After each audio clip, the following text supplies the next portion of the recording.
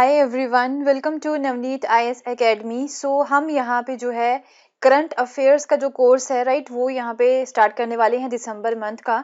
And इसमें हम जो है ना सबसे पहले अभी पॉलिटी के जो भी करंट अफेयर्स थे, important current affairs from the polity and from December month 2021, तो वो हम यहाँ पे कवर करने वाले हैं।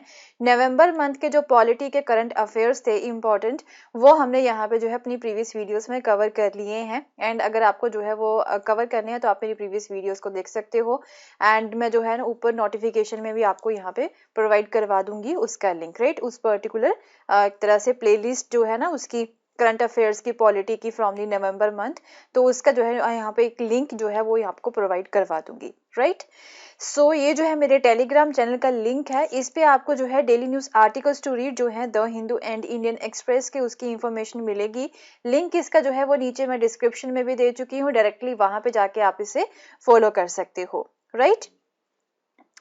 So this is about me and directly जो है अभी देखते हैं कि सबसे पहला एंड सबसे इम्पॉर्टेंट जो करंट अफेयर्स थे फ्रॉम द पॉलिटी, वो है the Rajya Sabha reserve the decision to allow private bill on amending the preamble. तो यहाँ पे जो है ना प्राइवेट बिल जो है वो यहाँ पे एक लाया गया है and on amending the preamble को अमेंड करने के लिए।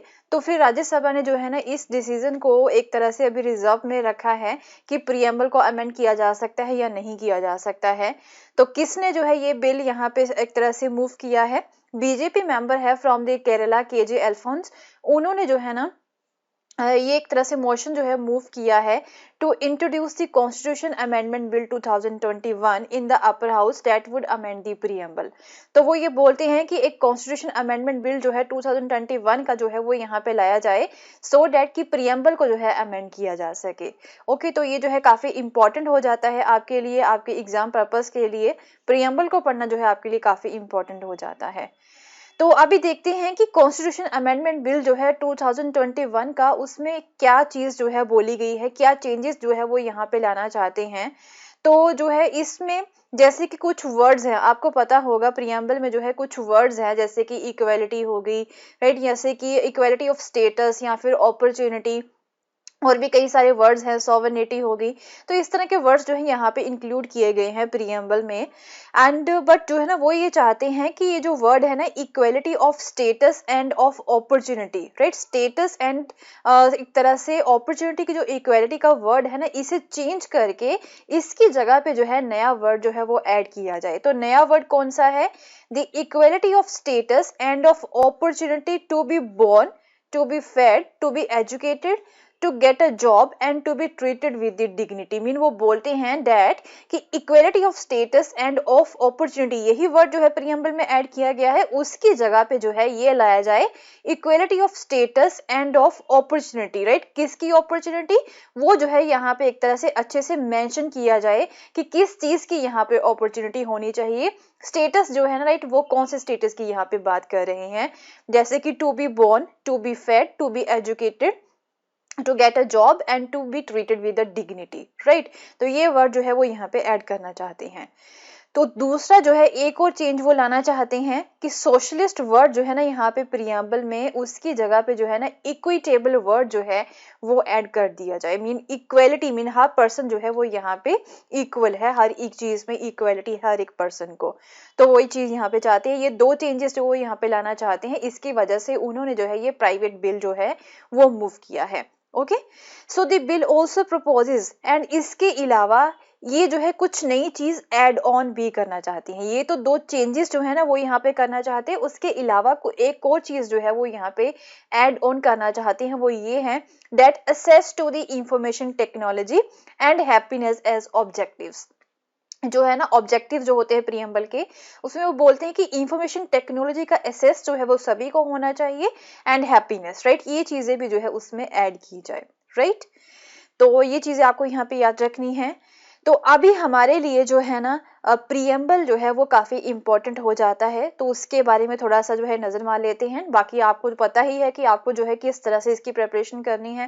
प्रियम्बल जो है ऑब्वियसली शुरू से ही जो है यूपीएससी का फेवरेट टॉपिक रहा है, एंड एक तरह से एमसीक्यूज मीन प्री, एक तरह से प्री में या फिर मेंस में भी जो है ये क्वेश्चन आते ही रहते हैं। ओके, तो इम्पॉर्टेंट एस्पेक्ट्स जो हैं प्रियम्बल के वो देख लेते हैं क्या क्या है।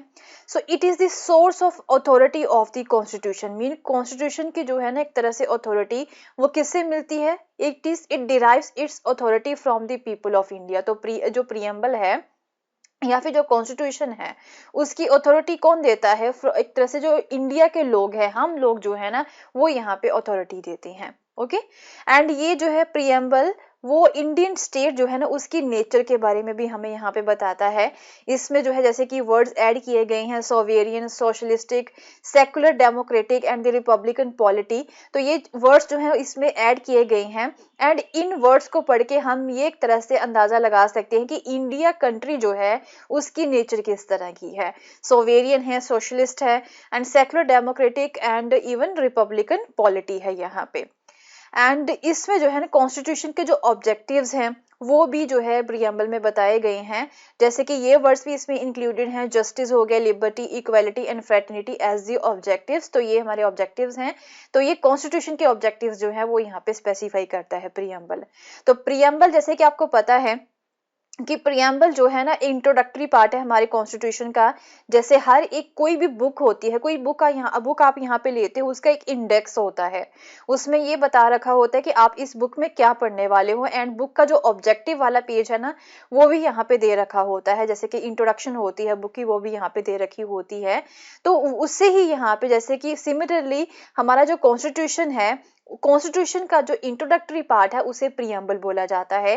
प्रियम्बल को पढ़ के आपको पता चल जाएगा कि आपको जो है कॉन्स्टिट्यूशन में क्या पढ़ने को मिलेगा, क्या क्या चीजें हमें यहाँ पे कॉन्स्टिट्यूशन में जो है प्रोवाइड करवाई गई हैं, राइट। सो इसे जो है अडॉप्ट कब किया गया था, 26 नवंबर 1949 को जो है अडॉप्ट किया गया था। तो अभी जो है ना फिर इसको लेके कई बार केसेस जो है वो यहाँ पे चलते रहे हैं सुप्रीम कोर्ट में कि प्रियम्बल जो है जैसे कि वो एक इंट्रोडक्टरी पार्ट है, तो क्या वो कॉन्स्टिट्यूशन का ही पार्ट है। ओके, तो इसको लेके जो है ना यहाँ पे कई सारे केसेस जो है वो सुप्रीम कोर्ट में चले हैं, जैसे कि बेरुबरी यूनियन केस था 1960 में। तो उसमें सुप्रीम कोर्ट ने जो है ना ये ओपिनियन दिया था डैट की जो प्रियम्बल है it was not a part of the constitution, की वो जो है ना कॉन्स्टिट्यूशन का पार्ट नहीं है, ये अलग है। Okay, and the above opinion was reversed in the Kesavananda Bharati case. फिर बाद में जो है केशवानंद भारती केस में जो ऊपर वाला बेरुबरी यूनियन केस है ना उसका जो एक तरह से ओपिनियन था उसे रिवर्स कर दिया गया था, एंड केशवानंद भारती केस में जो है ये बोला गया था डैट कि प्रियम्बल जो है वो कॉन्स्टिट्यूशन का ही पार्ट रहेगा। ओके, हाउएवर अभी हम ये बोल सकते हैं कि preamble is a part of the constitution, कि वो कॉन्स्टिट्यूशन का पार्ट है, but it is neither a source of power to the legislature. But ये जो है लेजिस्लेचर को जो है कोई पावर नहीं प्रोवाइड करवाता है, एंड ना ही जो है वे प्रोहिबिट कर सकता है upon the powers of the legislature, right. Legislature की पावर को ये प्रोहिबिट भी नहीं कर सकता है, ये जस्ट एक इंट्रोडक्टरी पार्ट है। हाउएवर हम बोल सकते हैं प्रियम्बल जो कॉन्स्टिट्यूशन का पार्ट है, बट ये जो है इंट्रोडक्टरी पार्ट है, राइट। एंड ये जो है नॉन जस्टिसाइएबल है, एंड किसी भी कोर्ट ऑफ लॉ में जो है इसके प्रोविजंस को इन्फोर्स नहीं किया जा सकता है। जस्ट जो है ये इंट्रोडक्शन देता है कि हम आगे कॉन्स्टिट्यूशन में क्या पढ़ने वाले हैं। तो जैसे कि अभी यहाँ पे बिल जो है वो लाए गए हैं, प्राइवेट बिल जो है लाए गए हैं प्रियम्बल को ऑल्टर करने के लिए। तो क्वेश्चन ये जो है यही अराइज होता है कि क्या हम यहाँ पे प्रियम्बल को ऑल्टर कर सकते हैं। तो केशवानंद भारती केस में जो है कोर्ट ने ये बोला था डैट कि बेसिक एलिमेंट्स या फिर जो फंडामेंटल फीचर है ना कॉन्स्टिट्यूशन के वो जो है एक तरह से हम आर्टिकल 368 के अंडर उसे हम यहाँ पे ऑल्टर नहीं कर सकते हैं, उन्हें हम यहाँ पे चेंज नहीं कर सकते हैं कॉन्स्टिट्यूशन के फीचर्स जो होते हैं। ओके, तो प्रियम्बल जो है it has been amend only once, इसे जो है ना जस्ट एक बार ही अभी तक जो है अमेंड किया गया है। 42nd कॉन्स्टिट्यूशनल अमेंडमेंट एक्ट था यहाँ पे, एंड जब जो है नई टर्म्स इसमें ऐड की गई थी जैसे कि सोशलिस्ट, सेकुलर एंड इंटेग्रिटी जैसी जो टर्म्स है वो यहाँ पे ऐड की गई थी, राइट। बट जो कॉन्स्टिट्यूशन के बेसिक एलिमेंट्स हैं या फिर जो फंडामेंटल फीचर्स हैं कॉन्स्टिट्यूशन के as contained in the preamble can not be alter by the amendment under the article 368, ये यहाँ पे बोला गया था केशवानंद भारती केस में, राइट। तो नेक्स्ट है यहाँ पे 6 शेड्यूल जो है वो भी काफी ज्यादा न्यूज में है। तो 6 शेड्यूल जो है वो भी आपके पॉलिटी के रिगार्डिंग है, काफी इंपॉर्टेंट है। तो यहाँ पे जो है क्या हुआ है कि एमपी जो है लद्दाख रीजन से, जो कि बीजेपी पार्टी से बिलोंग करते हैं, has demanded that region to be included in the 6th schedule of the constitution to safeguard land employment and culture identity of the local population. तो वो बोलते हैं कि लद्दाख रीजन को जो है 6th शेड्यूल जो है ना उसमें ऐड किया जाए, सो डैट कि यहाँ पे लैंड एम्प्लॉयमेंट एंड जो कल्चर आइडेंटिटी है ना लोकल लोगों की, उससे जो है एक तरह से सेफगार्ड किया जा सके। ओके, बट अभी जो है लद्दाख रीजन जो है वो 6 शेड्यूल में ऐड नहीं किया गया है। तो डिमांड फॉर द 6 शेड्यूल जो है वो कब यहाँ पे स्टार्ट हुई है कि जब हाउएवर यहाँ पे लद्दाख में जो है ना एक लद्दाख ऑटोनोमस हिल डेवलपमेंट काउंसिल जो है ना वो यहाँ पे बनाई गई है ऑलरेडी, जो कि एक तरह से इन लोगों को हम बोल सकते हैं कि वहाँ का जो एडमिनिस्ट्रेशन है वो चलाती है, राइट। वहाँ का जो हिली एरियाज है ना, कुछ हिली एरियाज है यहाँ पे हमारे इंडिया में, वहाँ का एडमिनिस्ट्रेशन चलाने के लिए कुछ डेवलपमेंटल जो काउंसिल्स होती है ना वो बनाई गई हैं जो वहाँ का एडमिनिस्ट्रेशन चलाती है। बट ये लोग ये सोचते हैं कि ये जो लद्दाख ऑटोनोमस हिल डेवलपमेंट काउंसिल है ना वो जो है लोगों के इंटरेस्ट जो है, मेनली जो ट्राइबल लोग हैं उनके इंटरेस्ट को प्रोटेक्ट नहीं कर पा रहे हैं। एंड क्योंकि ये जो काउंसिल है ना इसके पास जो है ना लेजिस्लेट करने की पावर नहीं है, ना ही जो है ये रूल्स बना सकती है on the subjects like the lands, jobs and the cultures. तो इस तरह के जो पावर्स है ना वो इस काउंसिल्स के पास नहीं है। तो जो यहाँ पे प्रोविजंस होने चाहिए लद्दाख में वो ये फुलफिल नहीं कर पा रही है। तो ऐसा बोला गया है डैट कि 90% से ज्यादा जो पॉपुलेशन है ना लद्दाख में वो ट्राइबल है। तो जैसे कि शेड्यूल्ड ट्राइब्स हैं यहाँ पे, जैसे कि बाल्ती बेड़ा, बोट, ब्रोको, राइट, एंड चांगपा, गारा, मोन, पुरिकपा, इस तरह से जो है कुछ यहाँ पे ट्राइबल एक तरह से लोग हैं यहाँ पे, ये कास्ट हैं जो ट्राइब्स हैं यहाँ पे। तो thereby several distinct cultural heritage of these communities in Ladakh region need to be preserved and promoted। तो वो बोलते हैं obviously आपको पता है कि ट्राइब्स जो हैं उनका अपना ही कल्चर होता है। ओके, काफी डिफरेंट कल्चर होता है, ऑब्वियसली इतनी सारी ट्राइब्स है तो यहाँ पे काफी सारे डिफरेंट इनके कल्चर होंगे। तो इनके कल्चर को, इन कम्युनिटीज को प्रिजर्व करना एंड प्रमोट करना जो है ना वो काफी ज्यादा इम्पोर्टेंट है। सो ये जो यूटी है यहाँ पे, लद्दाख यूटी है, इसके पास अभी जो है 2 हिल काउंसिल्स बनी हुई हैं, एक है लेह में, एक कारगिल में, but neither is under the 6th schedule. 6th schedule के अंडर जो ट्राइब्स होती है ना उन्हें प्रोटेक्ट किया जाता है, ट्राइबल एरियाज को। तो वो प्रोविजंस वो चाहते हैं कि 6th शेड्यूल वाले प्रोविजंस जो हैं वो लद्दाख रीजन में भी एक तरह से स्टार्ट हो जाए। ओके, बट ये जो हिल काउंसिल्स हैं उनकी जस्ट जो पावर्स हैं वो क्या है, वो क्या कर सकते हैं, कुछ लोकल टैक्सेस को कलेक्ट कर सकते हैं, जैसे कि पार्किंग फीस हो गई या फिर अलॉटमेंट फीस होगी, and use of land vested by the centre, जो सेंटर के द्वारा जो लैंड यहाँ पे दी गई है तो उसे वो यूज कर सकते हैं। बस यही पावर्स हैं उनके पास, तो बट वो अच्छे से एडमिनिस्टर यहाँ पे नहीं कर पा रही हैं। डेट इज वाई ये जो लोग हैं वो बोलते हैं कि लद्दाख रीजन को 6th शेड्यूल में ऐड किया जाए। तो आप देखते हैं कि 6th शेड्यूल जो है वो है क्या, वो आपके लिए इंपॉर्टेंट हो जाता है पॉलिटी का। एंड 6th शेड्यूल जो है ना वो आर्टिकल 244 के अंडर आता है। एंड इसके अंदर क्या होता है, it provides for the formation of autonomous administrative divisions, कि कोई भी जो स्टेट है ना यहाँ पे, ओके, सपोज यहाँ पे लद्दाख स्टेट है, उसके अंडर यहाँ पे जो है ना कई सारे डिफरेंट एडमिनिस्ट्रेटिव जो डिविजन्स है ना वो यहाँ पे बना दी जाएं। मीन पूरा एक स्टेट है यहाँ पे, उसके अंडर जो है डिफरेंट डिविजन्स जो हैं वो बना दी जाएं, डिफरेंट डिस्ट्रिक्ट्स की यहाँ पे डिविजन्स जो है वो बना दी जाएं, जिन्हें हम जो है ऑटोनमस डिस्ट्रिक्ट काउंसिल्स जो है वो बोलेंगे। मीन एक ये वाली ऑटोनमस डिस्ट्रिक्ट काउंसिल होगी, एक सेकंड वाली ये होगी, थर्ड वाली ये होगी एंड फोर्थ वाली ये होगी। ये लद्दाख स्टेट है, उसके अंडर जो है एक तरह से मोर देन 1 जो है डिस्ट्रिक्ट काउंसिल्स जो होती है वो यहाँ पे बना दी जाए, मीन डिवाइड कर दिया जाए पूरी स्टेट को डिफरेंट डिविजन्स में। ओके, एंड ये जो ऑटोनमस डिस्ट्रिक्ट काउंसिल्स होंगी ना, इसके पास जो है ना कई सारी पावर्स होती हैं, जैसे कि लेजिस्लेटिव होगी, जुडिशियल होगी, एडमिनिस्ट्रेटिव ऑटोनॉमी होती है with in the state, mean जो है ये लॉज भी बना सकते हैं, एंड जुडिशियल पावर भी होती है इनके पास, एडमिनिस्ट्रेट भी यहाँ पे कर सकती हैं। तो दी गवर्नर जो होते हैं ना, उन्हें यहाँ पे पावर दी जाती है कि वो जो है ना इन डिस्ट्रिक्ट्स को ऑर्गेनाइज कर सकते हैं या फिर रीऑर्गेनाइज कर सकते हैं। तो यूटी के जो गवर्नर होते हैं उनके पास पावर होती है कि वो स्टेट के एक तरह से ये वाले जो डिस्ट्रिक्ट्स होती हैं ना, जो डिफरेंट डिस्ट्रिक्ट्स यहाँ पे बनाई जाती हैं विद इन योर स्टेट, उन्हें ऑर्गेनाइज कर सकते हैं, रीऑर्गेनाइज कर सकते हैं।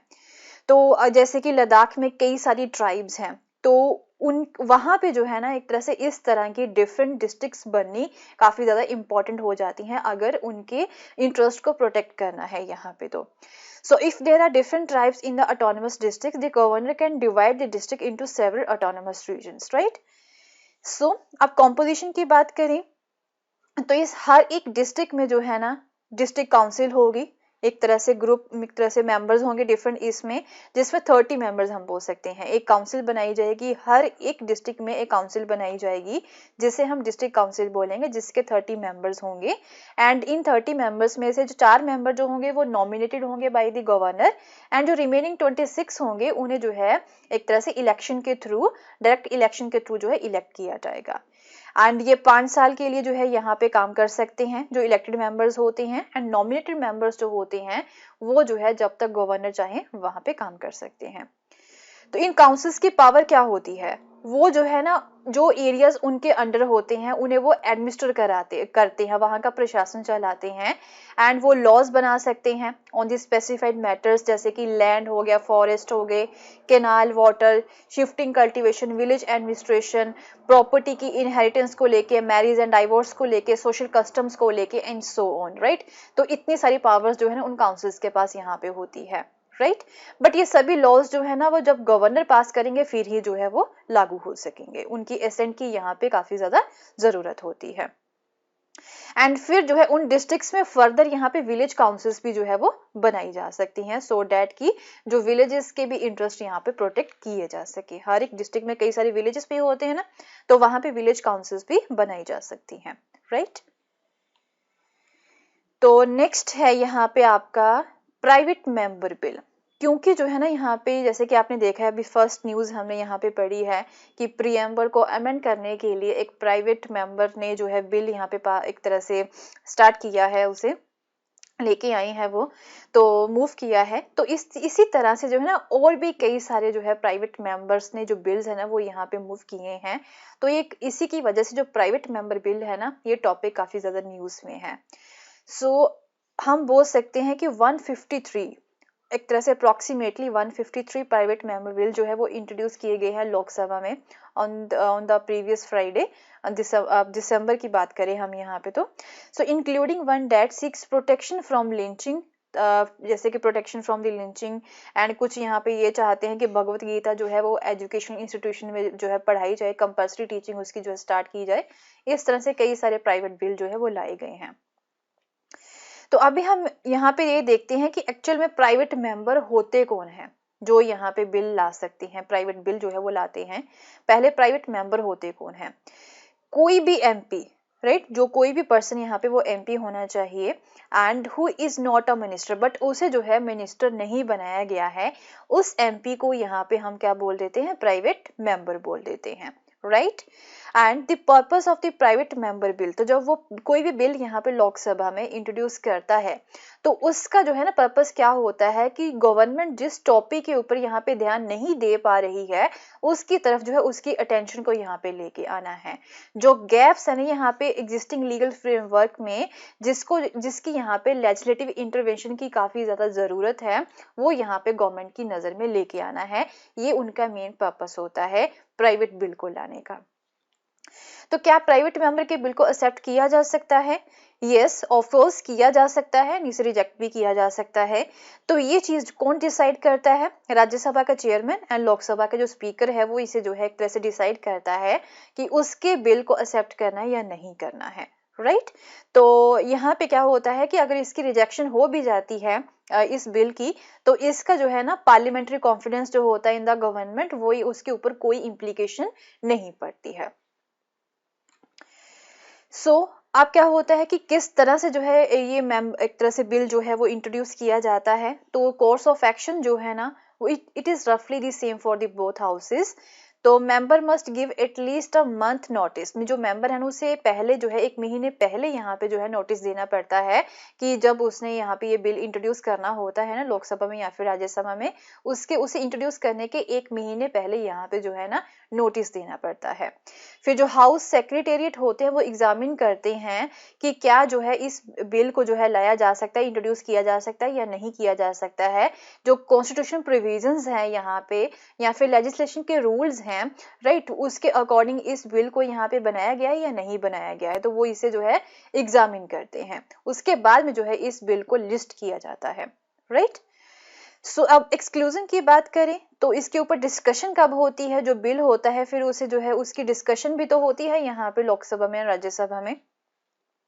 तो जो गवर्नमेंट बिल होते हैं उन्हें तो जो है ना किसी भी दिन पे यहाँ पे डिस्कस किया जा सकता है, कभी भी इंट्रोड्यूस किया जा सकता है लोकसभा एंड राज्यसभा में। बट जो प्राइवेट मेंबर बिल होते हैं ना इसे ओनली फ्राइडेज को ही यहाँ पे इंट्रोड्यूस किया जा सकता है या फिर डिस्कस किया जा सकता है, राइट। तो अभी क्वेश्चन ये अराइज होता है कि क्या जो है कोई प्राइवेट मेंबर ने जब यहाँ पे बिल पास किया है आज तक की हिस्ट्री में, तो क्या कभी वो लॉ बन सका है या नहीं बन सका है। तो as per the PRS legislative, no private member bill has been passed by the parliament since 1970। 1970s के बाद में जो है कोई भी प्राइवेट मेंबर बिल जो है वो पास नहीं हुआ है। So to date, Parliament has passed 14 such bills, 6 of them in 1956, and अभी तक जो है पार्लियामेंट ने ओनली 14 बिल ही इस तरह के पास किए हैं जिन्हें हम प्राइवेट मेंबर बिल बोल सकते हैं। 1956 में 6 किए थे एंड बाकी जो है बाद में किए थे। ओके, सो नेक्स्ट है अब यहाँ पे कि अराउंड ओवर 6 लाख इंडियंस जो है उन्होंने अपने लास्ट 5 इयर्स में जो सिटीजनशिप है वो गिव अप कर दी है, सिटीजनशिप को छोड़ दिया है इंडिया में। So more than 6 lakh Indians renounced citizenship in the past 5 years. Ministry of home affairs जो है उन्होंने लोकसभा में इसे इन्फॉर्म किया है। तो रीजन जो है वो यहाँ पे साइट नहीं किया गया है कि उन्होंने अपनी सिटीजनशिप को जो है गिव अप क्यों किया है, राइट। तो अभी जो है आपके लिए क्वेश्चन जो है वो ये इम्पोर्टेंट हो जाता है कि सिटीजनशिप के जो है क्या प्रोविजंस हैं, किस पर्सन को हम यहाँ पे सिटीजन बोल सकते हैं, किस तरह से हम सिटीजन जो है एक्वायर कर सकते हैं, तो वो चीजें आपके लिए इंपॉर्टेंट हो जाती हैं। तो according to the ministry of home affairs यहाँ पे जो है 4 तरीके हो सकते हैं जिसके थ्रू हम जो है इंडियन सिटीजनशिप को एक्वायर कर सकते हैं। एक तो होता है बाय बर्थ, राइट। दूसरा है यहाँ पे bye registration, bye decent and bye naturalisation. तो ये 4 तरीके हैं जिसके थ्रू हम इंडिया की सिटीजनशिप को ले सकते हैं। तो हर पर्सन जो इंडिया में जिसका जन्म हुआ है on or after the 1950 and before 1987, 1950 and 1987 के बीच में जिस पर्सन का जन्म यहीं पे हुआ है is an Indian citizenship, right. वो जो है इंडियन सिटीजनशिप है, चाहे उसके पेरेंट्स जो है वो किसी भी नेशनैलिटी के हों, irrespective of the nationality of their parents, right.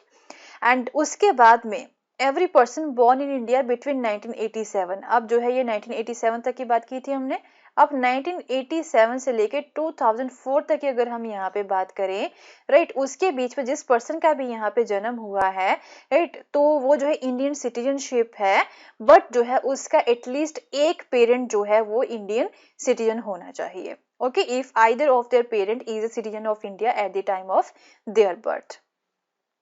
Then उसके बाद में 2004 के बाद की अगर हम यहाँ पे बात करें, every person born in India on or after the December 3, 2004 is an Indian citizen if both their parents are Indians. तो 2004 के बाद में जो पर्सन यहाँ पे इंडिया में जिसका जन्म हुआ है उसके दोनों ही पेरेंट्स जो है वो इंडियन होने चाहिए, राइट, दोनों ही पेरेंट्स जो है वो इंडियन होने चाहिए यहाँ पे। तो ये है बाय बर्थ।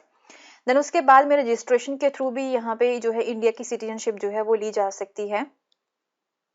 तो एटलीस्ट जो है कोई भी इंडियन ओरिजिन का जो पर्सन है जो कि एटलीस्ट 7 साल से इंडिया में रह रहा है वो जो है अप्लाई कर सकता है, रजिस्टर कर सकता है for the Indian citizenship.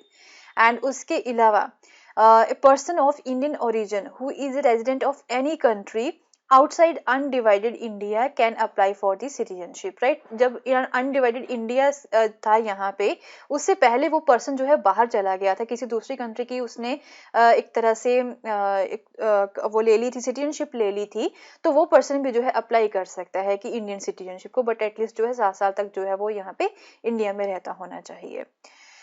A person who is married to an Indian citizenship, या फिर कोई ऐसा पर्सन जिसने इंडियन सिटीजन के साथ जो है मैरिज की है एंड एटलीस्ट 7 साल से वो यहाँ पे रह रहा है, तो वो भी जो है रजिस्ट्रेशन यहाँ पे करवा सकता है।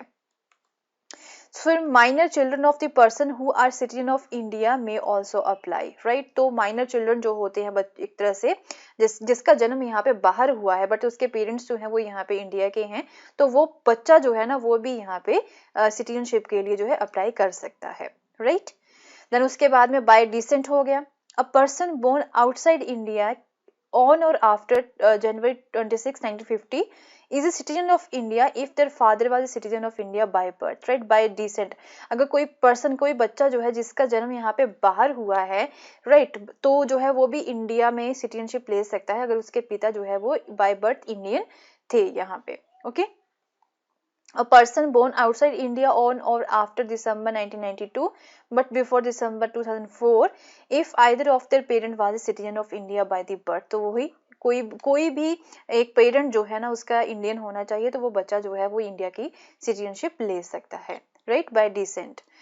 सो इस तरह से जो है ये 4 तरीके हैं। उसके बाद में बाय नेचुरलाइजेशन हो गया, a person can acquire Indian citizenship through naturalisation if they are ordinary resident in India for 12 years. तो यहाँ पे जो है 12 साल से जो है इंडिया में वो रह रहा है, तो वो भी जो है and fulfil all the qualifications in the 3rd schedule of the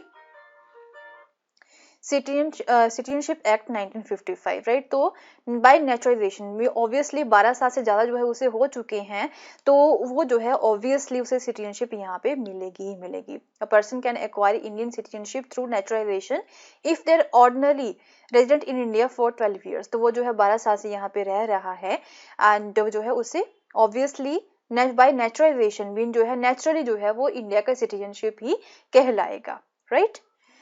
then उसके बाद में अब ये क्वेश्चन अराइज होता है कि मेरी सिटीजनशिप को जो है ना क्या चीज़ें प्रूव करती हैं। जैसे कि हम यहाँ पे रह रहे हैं, तो हमारे पास जो है प्रूफ करने के लिए कौन सी चीज़ें हैं कि हम ये प्रूफ कर दें कि हम यहाँ पे इंडिया की सिटीजनशिप हैं।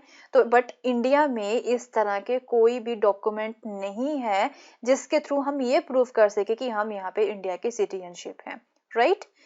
So, however, Aadhaar cards, PAN cards and driving licenses are no indicator or proof of citizenship either, and that's one reason the government suggested providing national ID card। तो ये आधार कार्ड हो गया, pan card हो गया, driving licence हो गया, इसका ये मतलब नहीं है कि ये हमारी इंडिया की सिटीजनशिप को एक तरह से प्रूव कर दें।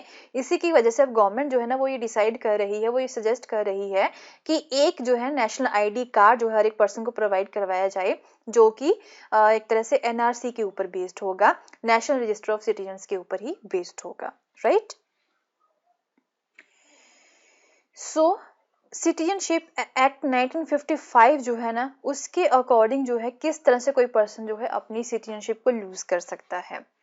ऑब्वियसली कोई भी पर्सन जो है फुल एज का जो पर्सन है 18 ईयर से अबव है एंड वो खुद ही यहाँ पे डिक्लेयर कर सकता है कि मैं इंडिया की सिटीजनशिप को रिनाउंस करता हूँ या फिर कोई बाहर की सिटीजनशिप को वो लेना चाहता है। तो बट इस तरह की डिक्लेरेशन जो है वो वॉर के समय में एक्सेप्ट नहीं की जाएगी। So even the minor children of the person who renounces citizenship stand to lose their Indian citizenship. However, when their children attain the age of 18, he may resume Indian citizenship। जैसे कि कोई person है, यहाँ पे कोई couple है, उसका जो बच्चा है वो अभी माइनर है, 18 ईयर से कम है, तो उसके पेरेंट्स ने यहाँ पे जो है किसी दूसरी कंट्री की सिटीजनशिप यहाँ पे ले ली है, सपोज कनाडा की सिटीजनशिप यहाँ पे ले ली है उन्होंने, तो जो है वो बच्चा जो है वो ऑब्वियसली उसकी सिटीजनशिप भी यहाँ पे इंडिया में कैंसिल हो जाएगी, वो लूज हो जाएगी। बट जो वो बच्चा 18 ईयर से अबव होगा तो वो दोबारा से अप्लाई कर सकता है, रजिस्ट्रेशन यहाँ पे कर सकता है। So if a citizen of India voluntarily acquired citizenship of another country, तो ऑब्वियसली जब कोई भी पर्सन जो है, कोई भी सिटीजन जो है इंडिया का, उसे वॉलंटरली जो है दूसरी कंट्री की सिटीजनशिप मिल गई है, तो इंडिया की सिटीजनशिप उसकी जो है वो लूज हो जाती है। बट ये जो है this provision does not apply during the time of the war. Right. तो ये तो हो गए कुछ ऑटोमेटिक तरीके जिसके थ्रू जो है सिटीजनशिप लूज हो सकती है। एंड कभी कभी यहाँ पे जो है ना इंडिया की गवर्नमेंट जो है, सेंट्रल गवर्नमेंट कंपल्सरी भी टर्मिनेट कर सकती है किसी पर्सन की सिटीजनशिप को। एंड जैसे कि कोई पर्सन जो है यहाँ पे बाय फ्रॉड उसने सिटीजनशिप को ऑब्टेन किया है, एंड या फिर इंडिया के कॉन्स्टिट्यूशन की तरफ उसने डिसलॉयल्टी दिखाई है, एंड या फिर वॉर के समय में जो है वो सिटीजन अनलॉफुली ट्रेड किया है उसने, या फिर कम्युनिकेट किया है किसी दूसरी कंट्री के साथ unlawfully, right. And with in 5 years of the naturalisation में, जो नेचुरलाइजेशन प्रोसेस होता है ना 12 साल का, तो उसके बाद 12 साल के बाद में ऑटोमेटिकली वो पर्सन जो है वो इंडियन सिटीजनशिप बन जाता है। तो उसी प्रोसेस में वो पर्सन जो है उसके पिछले 5 साल देखे जाते हैं। उस 5 साल में अगर वो पर्सन जो है 2 बार जेल में गया है, उसे जेल में डाला गया है, कोई केस है उसके ऊपर, तो वो जो है एक तरह से कंपल्सरी टर्मिनेट हो जाएगी उस पर्सन की भी citizenship. And citizen has been ordinary resident of India for a period of 7 years। जैसे कि कोई पर्सन जो है 7 साल से इंडिया से बाहर रह रहा है तो उसकी भी जो सिटीजनशिप है वो टर्मिनेट हो जाती है, राइट। तो ये थे कुछ इंपॉर्टेंट टॉपिक यहाँ पे पॉलिटी के from the December month 2021। And ये जो है 2 पार्ट्स इसके बनेंगे पॉलिटी के भी। तो जो है वो नेक्स्ट पार्ट जो है वो भी मैं यहाँ पे जल्दी लेके आऊंगी, तो उसमें भी 4 to 5 न्यूज़ अभी जो है जो न्यूज़ आर्टिकल्स हैं जो कि इम्पॉर्टेंट है आपके लिए, तो वो कवर करेंगे, राइट। सो मिलते हैं फिर अपनी नेक्स्ट वीडियो में। एंड अगर आपको मेरा कोर्स पसंद आया तो इसे शेयर करना ना भूलें। Thank you so much, have a nice day, bye bye.